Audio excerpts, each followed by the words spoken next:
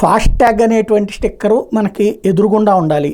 అది మనము టోల్గేట్ దగ్గర ఆగుతున్నప్పుడు దాని నుంచి అది క్యాష్ డ్రా చేసుకుంటుంది ఆటోమేటిక్గా.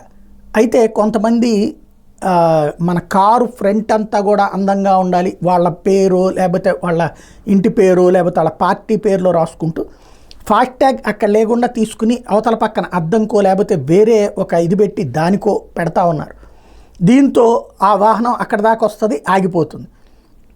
దాని మూలంగా దాని వెనకాల వచ్చిన వాహనాలన్నీ అలా నిలిచిపోతున్నాయి.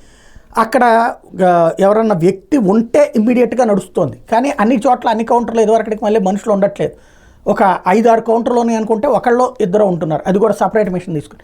మళ్ళీ వాళ్ళు వచ్చి చేసేదాకా అది అట్లాగే స్ట్రక్ అయిపోతున్నటువంటి పరిస్థితి. అందుకనే ఇప్పుడు కీలకమైన ఆదేశాలు ఇచ్చారు. ఫాస్టాగ్ స్టిక్కర్ను వాహనాల ముందు అద్దం మీదనే అతికించాలని, లేకుంటే రెట్టింపు టోలు వసూలు చేస్తామని జాతీయ రహదారుల సంస్థ స్పష్టం చేసింది. ఆ వాహనాలు బ్లాక్ లిస్ట్లో పెడతామని హెచ్చరించింది. కొంతమంది ఉద్దేశపూర్వకంగా ఇతర అద్దాల మీద స్టిక్కర్లు అంటిస్తున్నారని